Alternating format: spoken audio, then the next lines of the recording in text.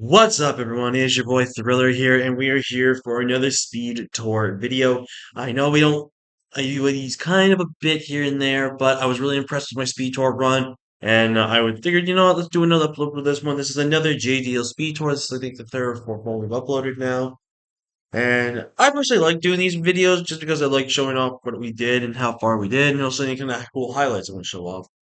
So this is the team that we did. This is the standard draft that we were gonna do if we did sign up for along with NFV.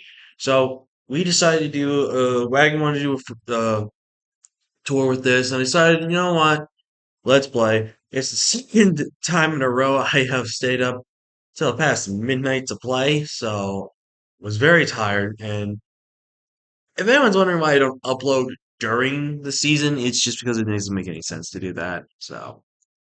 We're gonna upload the run here. Really. If you guys are excited for this video, though, leave a like if you haven't already, subscribe if you're new, join the Fur Crew today because we threw with the King of the Crew, and I think we actually drafted a pretty solidly good team, and it's all led off by our first pick, which I had the sixth pick out of 16 coaches. So once again, I am stuck in the middle with two other players, and it was really annoying.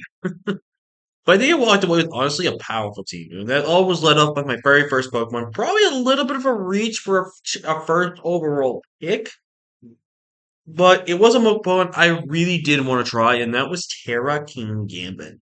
Terra King Gambit is so freaking strong. Getting rid of that Dark and Steel typing is really good. This Pokemon can hit insanely hard, and it is one of those mons that you cannot have good counterplay, especially with Terra. It makes it even much more dangerous and a lot more of a threatening Pokemon. This is such a good Pokemon, though. It's very strong, hits insanely hard, and overall, it's just a super good Pokemon. I really do think this was a really good round one pick. So to go with my second pick, I decided to go and pick up Cinderace. This gave me some speed that I need. It gave me some good usable. It gave me a great pivot. It also gives me a model that can also hit relatively hard, but again, really kind of supports in game really well. Helps kind of deal with that hazards with court change. Excuse me. Court change I think is really great, and overall just provided really good usage for my team, and also that good speed tier. Same with Lando. Lando was my third pick. I decided to try to give this thing a try and see if it's good. Well, if we can find any great usage out of it.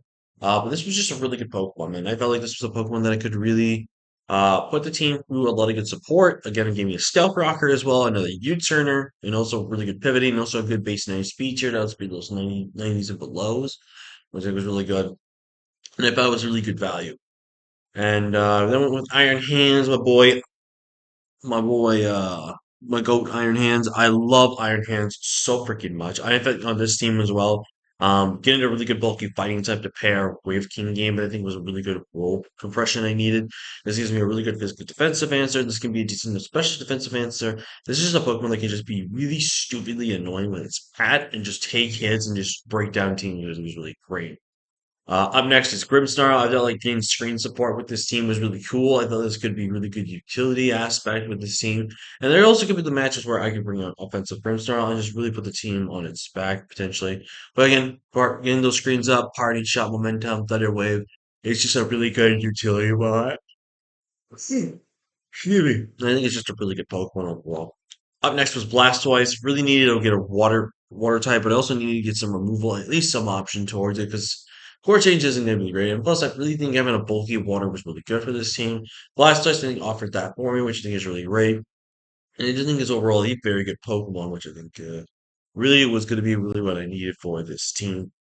Up next is Frostlass. Never used Frostlass. This was a first time I ever drafted Frostlass or anything. Fast Spikes is pretty good, a good speed tier. Also, the fact of Ghost typing, which was really important for what I was looking for in terms of getting that fighting weakness check. Even though we had one resist and then one that could offensively pressure them, how we had another resist slash immunity.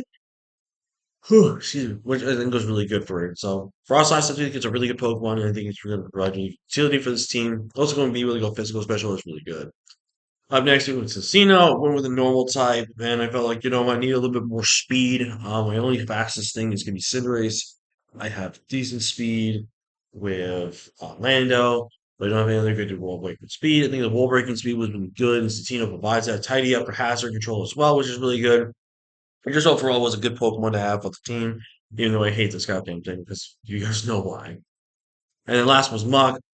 Could have gotten another one pointer if I really wanted to, but I decided to just go for the value that I did get, and that was Mach. Mach's a really good bunch of poison type that can give me a good defensive check and a good like special defensive sponge and stuff like that. And it does give me access to its toxic spikes if I remember. Yes, it does, but for some reason, Alolan Mach doesn't. Don't get that. But overall, it was a solid Pokemon, so I felt like it was really good. So we'll go ahead and kick it off here. So we're gonna take on Buff Cat, who I believe we've never faced before. So really excited for this one. Well, they had a sand team and they brought pretty much exactly what I expected, except they did not bring. I think it was like a super top tier mod, maybe that I don't think it was. Now I will state this: Sneasler was banned from using Dire Claw this draft. Now, personally speaking, I don't think Dire Claw should be banned on Sneasler. I do think Sneasler can still be a good Pokemon without it, but I realistically think if you take away Dire Claw, then you're kind of just taking away one of Sneasler's best tools. And I think handicapping that Pokemon, even though, yes, forcing items is a thing, and also, yes, that the fact that, you getting like almost a 50% chance on their status is annoying, but again, it's what makes Sneasler what it is. So I think banning Dire Claw, I think, is a little bit dumb. That's just me, dumb. But anyway, so we have our team. We are weakness policy, iron defense, iron hands. We have shell smash Blastoise. We have boots, Cinderace. We are Scarf Lando. We are Black Glasses. Which spoiler alert, I'm pretty damn confident in saying this. I think I ran Black Glasses every single game because Dark Stab just kept looking so good in the matchups. I just went with Black Glasses every single time. And then we have Screens Grimstone. So go ahead and get into this matchup here. So I'm going to lead off with my Landers as they are going to lead off with their T-Tar here. Now, I was thinking of U-turning here, and I do think I should always U-turn there. But we do click Earthquake, which still did 35%, which was really good. I go into my Grimmsnarl here as they are going to go for the Ivy Coverage straight up, which is definitely smart on them. And now they are going to go ahead. I'm going to Reflect Up is going to Ivy Coverage here. I am going to go ahead and go for, I think I went for a foul play. Yeah, I went for foul play here. And I actually messed up here. I forgot to put speed on this thing. Pause it right here. So I accidentally forgot to put speed on my Grimmsnarl because I had Brick Break. Now, I don't think Brick Break ever killed the T-Tar, but it would have put it in range, potentially of Brick Break, or would have put it down really low health. I could always pick it off with anything I wanted. So really unfortunate there on that, and I'm messing that up. So I now go into my Blastoise, and as I click Shell Smash, as the Indeedee comes in, does reveal to be Mirror Herb, and it's Encore Mirror Herb, which that was really good prep on Buff's part. I didn't even know this thing got Encore, to be honest with you. And to put Encore on this set, especially when you're copying stats, was kind of insane. So I decided what to do here is I'm just going to go ahead and stay in with my Blastoise, sack it off essentially, because I rather make sure I get a clean switching to something versus letting something like because I could have potentially went for that King Gambit there, but I'm going with my Gara, hoping I can hit speed. Just kidding. It goes down. I go into King Gambit now, and I decided to just stay. I'm not Terra because as you can see here, I was Terra Fly this matchup. I was primarily Terra Fly so I could be able to resist the Earthquake from not being hit by Earthquake from the extra drill, but also so I can be able to have a thing to hit Ogerpon for super effective damage. Same with Sneasler. And I had to make a 50-50 play here. He was either going to go for the Focus Blast potentially if he had it, slash Fairy move, or he was going to go for Expanding Voice slash Hyper Voice, expecting me to terrestrialize. I decided to take the risk and stay my Steel type, and I'm glad I did because he went for Hyper Voice this turn. And now in comes the Sneasler. I'm going to go ahead and make my Terra now. I'm going to go for that Terra Blast there. Knock out the Sneasler. In comes the Tyranitar. I have made sure I built some speed into this thing. But I decided to make the safe play and go into Uncle Mike, aka my Iron Hands. And I'm going to go for this Drain Punch here, pick off this KO, and get out of this T-Tar. So, excuse me. In comes Ogerpon. I go into make a protect to stall out sand terms as much as I can. I believe I then go for a Drain Punch. Or I go for a Thunder Punch. No, I went for Drain Punch, which is enough to knock out the Ogerpon.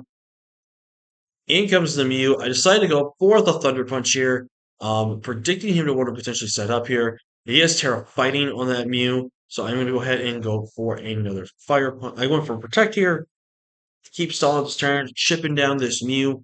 I then decide to go for the Thunder Punch here, and then does to take out my Iron Hands. I then go into like King Gambit. I'm always clicking Sucker Punch here, as he actually reveals to be sub, which was kind of big, I'm not gonna lie, but it was a good prep on his end. I do decide to go for that Sucker Punch for the sub, which I do, and at this point in time, my Cinderace still wins the game here. I go for Pyro Ball, knock out this Mew, and then the drill comes in here, and I click Power. I first click Sucker Punch, so I could resist the Earthquake here, but I then clicked Powerball afterwards and then picked up the KO. Now, I did. Oh, my bad. I did semi risk getting credit there, and I did risk potentially throwing the game if I had missed on that Powerball after I sucker punched. But I didn't want to risk the fact that he could have been either Sash or there was a possibility of him maybe living if I didn't chip damage off on him potentially. But I really felt like that was the smarter play. And plus, again, being able to live that hit was what I thought mattered more to me that in that point in time. Now I could have trailblazed if we resisted it completely, especially if he was scarf or banded. If he was banded, it was probably a roughly almost two shot there, depending on investment. But then Cinderace pretty much just won the game there, so it was really, really great there. All right, up next is game number two, where we take on Life's Hell, who actually took over for Obo because Obo, unfortunately, was not going to be able to stay up late enough to want to play, and didn't know if he was going to really make a commitment because now my bro is a father, which I'm really happy and excited for him. Now my two buddies are fathers, which is awesome. So obviously their lives are going to get a lot busier. So it's really unfortunate. I would have loved to play Obo again. But this one was a very scary matchup because we had to take on Sun this week, and Sun is just a really good one, format, especially into me. I've always struggled facing Sun, but I've had to play around it several times, and I've beaten it multiple times, and I've lost to it only a few times, I think, actually. So, well, who knows? But feeling pretty good about this one. So what we have here is an AV Mug, AV Iron Hands. We have Boots, Cinderace, Screens, Grimmsnarl, I believe we are loaded dice, Cincino, and we are Black Glasses Terra King Gambit with Terra Dark. Because Terra Dark went stupid this game. We have next into my Cinderace here named Football. And everyone's wondering that's football for the Europeans because that's how they pronounce soccer. That's why I decided to name it. So I go for the Zen Headbutt here. I'm actually trying to bait for a flinch here as he gets two big misses with Will-O-Wisp, which is really huge. Like the fact that first off, I want to say that that was an amazing read by Life to go for the Will-O-Wisp turn one, fearing that I was, for the fact that one, I could have gone for U-turn there. They Will-O-Wisp something coming in, knowing that I have all physical attackers. Or two, they knew that I was going to potentially stay in with the my Cinderace, and they clicked Will was there. Was again another phenomenal read here. But now Cinderace is burned here, and now I get to myself here. Okay, what do I do here? And I decided to go for the Powerball again, which does kill this thing still. I do go for that. Here comes the Screen Tail. We still do 41% in the sun, which is disgusting. He goes for the Wish here. Now I could have went for the Powerball, and there would have probably been probably a roll to knock out this Torkoal or guaranteed roll, but I actually decided to go for the SD right here again because I want to be really stronger here. So I'm going to go ahead and go for a Powerball here as he's actually going to go for the Overheat here and eject packed himself out. Cinder putting on immense pressure, pretty much weakening down two Pokemon. In came the Walking Wake. As I do bring in my Muck here, I go knock off every single time. No ifs, ands, or buts about it. We do knock off the Toxapex. We then go for our Zen Headbutt here as the Scream Tail does come in here. And they do not know that I am packing the Shadow Sneak. I go for Shadow Sneak and pick off the Scream Tail, which is huge. In comes the Torkoal. I go for either a knockoff or a Gunk Shot here. I believe I went for Gunk Shot here because there was no resistance here. I should have probably knocked off always, but in comes the Sandy Shocks. What you're going to see here is actually Choice Specs, as I even for a knockoff here, get rid of that Choice Specs, which means he pretty much only should have attacking moves on me. I decided to stack up Gloopy as he's not really that useful here in the rest of the matchup. I go into my Grimmsnarl here, get my screen set up because now it is time to go for the end game with my Mons here. As the Ogerpon comes in here, going for Reflect. I'm very surprised that they were going for this, especially when I showed in the last game I would run Foul Play. So the fact that they went for an SD set when I showed I could run foul play definitely is a little crazy. But it's time for the King Gambit show. Now, as you can see, they went for Stomping Tantrum. I did not Terra. Now, this was a 50-50 call. And it came down to this. Now, I do live any one hit because I am a King Gambit. I am fat. But it came down to this.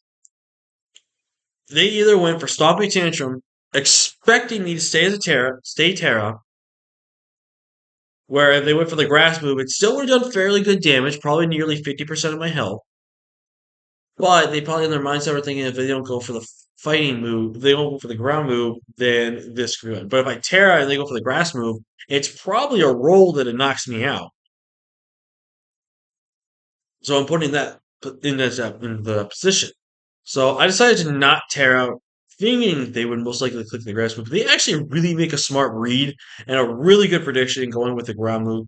As you can see, it's still going to do a very hefty chunk, but I'm going to SD up here, and I'm going to be completely honest with you guys, the game's over. As you're going to see here, I'm just going to be clicking buttons with my dude because there's nothing they can do. They did not bring sub. They did not bring any kind of format prep and stuff like that. This King Gambit literally just clicked buttons this matchup. It literally just did everything else it did. As it's gonna go for the haze, which probably should have tried to go into that first before anything else. But I go for the Cowtails. They go for Baneful Bunker, which is really good prep on them. But I run the Lumberry. This was actually never mind. This was the only game I didn't run Black Glasses. I go for the counts out here, and it's pretty much just GG's at this point. I'm just going to go ahead and sucker, and that is going to be the game. And King Gambit's going to pick up a total of 5 kills. So far, King Gambit has picked up 7 kills in just 2 games, which is kind of disgusting. Now, the reason why I went Lum this time around is because I knew Thunderwave from Screamtail and Socks could be a thing. Will-O-Wisp from Torkoal was a thing. I did not think the potential poison from Toxic could have been a thing, but that's why we went Love. Love was really there to bait in Screamtail. Whew. Spade and Screamtail, and then be able to work revenge that and get rid of this thing, which I think was really good. So, up next, we are taking on Coach Eltrim, who we have maybe faced before. I don't know. But this is also, if you're going to see that I did bring every single Pokemon that I brought. So, also, if you heard that, I apologize. It's just, I think it was the ambulance, a fire truck, or something I went by. I don't know what. But anyways, we're taking on Coach Elcham, and this basically decides if we go to the finals or not.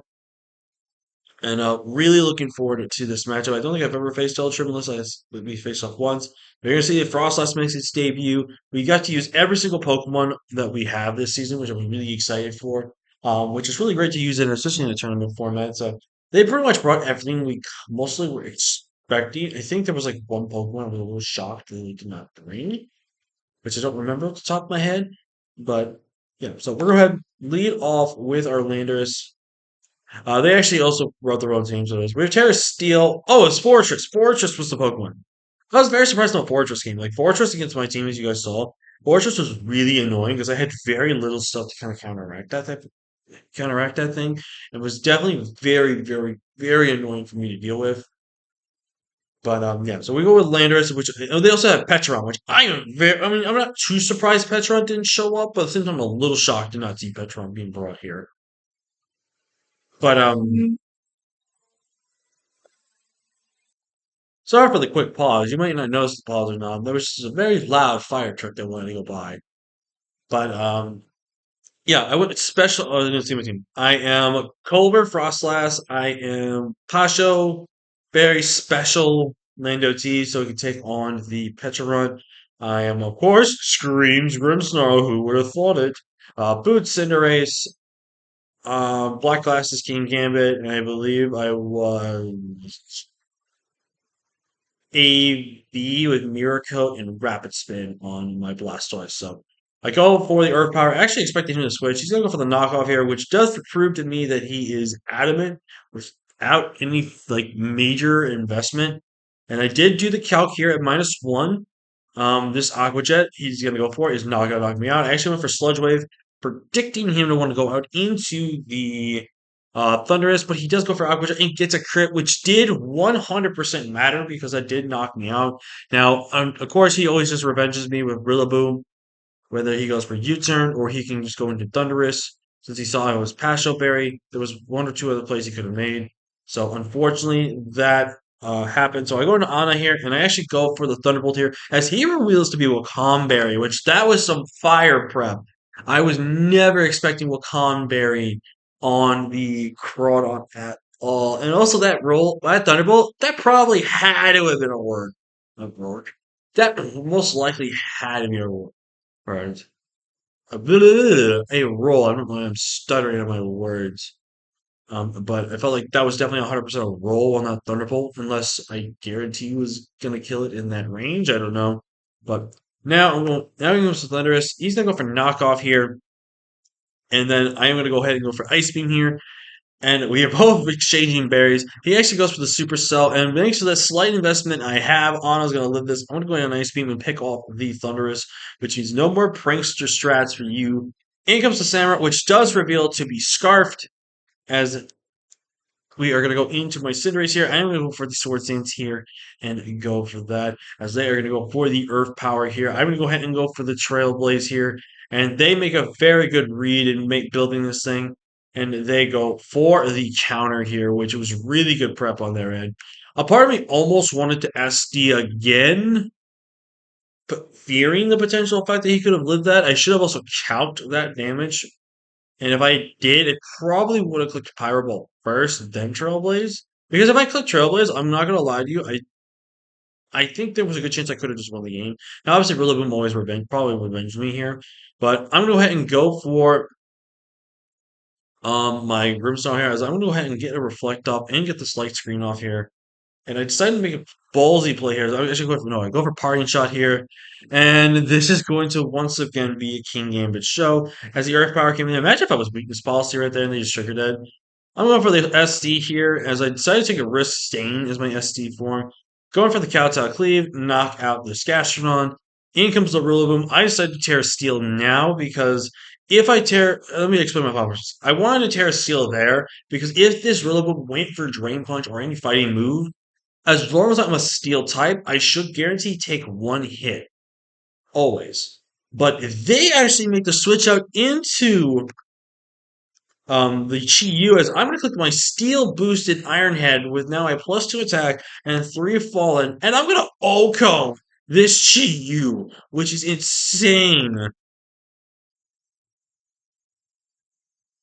Like, that is just insane. He's going to go for Sacred Sword, which I did calc, and it's not going to do much to me. I'm clicking Iron Head, and then I'm clicking Sucker Punch every single time.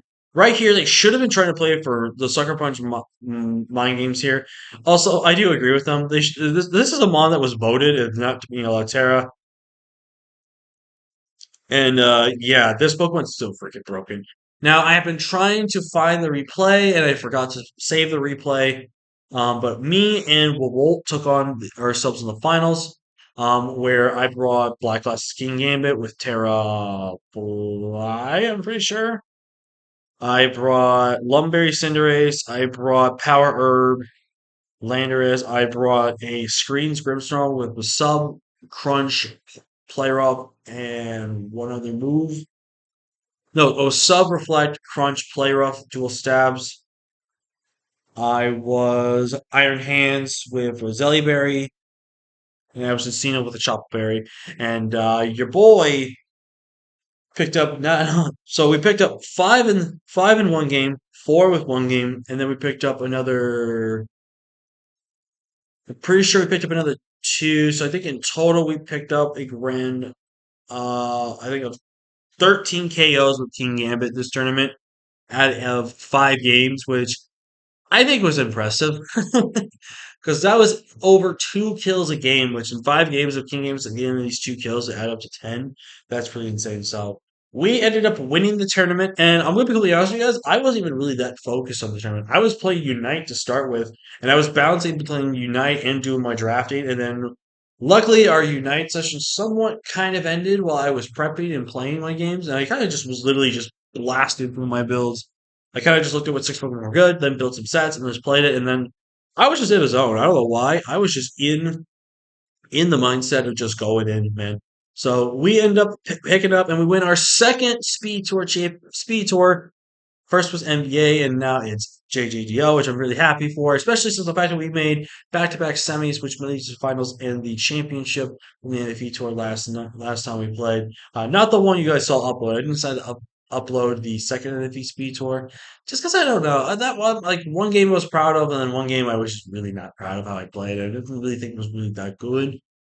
If I'd made finals, I probably would have uploaded that one, but this one I wanted to upload because I wanted to just show our run and also the power of why King Gambit is probably the most broken Terra captain on the board. I know a lot of people are saying Zarude and Torn T, but I think with the way that because Torn T didn't make finals and the Zarude did make finals, but Zarude didn't get a single kill. I think it might have gotten one maybe, but it didn't get a single kill versus me. So this is definitely top three most broken Terra Captain. This thing is just so freaking strong, dude. Like, just being able to set up Sword Dance for free and then just click whatever button you want. Having a decent enough good defensive build as well. And just doing what you want is amazing. So, if JJDL's around and this thing's still out of Terra, your boy might pick this thing up because it's a broken monster. So, yeah. Thank you all so much for watching. Like, comment, share, and subscribe. And if I do find the Revolt video replay, would you guys like to actually see me upload that as a separate video, kind of talking about the thought process of that game? Or are you guys just happy with what it is what you see there now? So, yeah. That has been a long video. I'm going to go ahead and just go back to sleep because I'm tired. But yeah, thank you all so much for watching. Like, comment, share, subscribe, and I will see you guys for whatever we do next. Later, guys.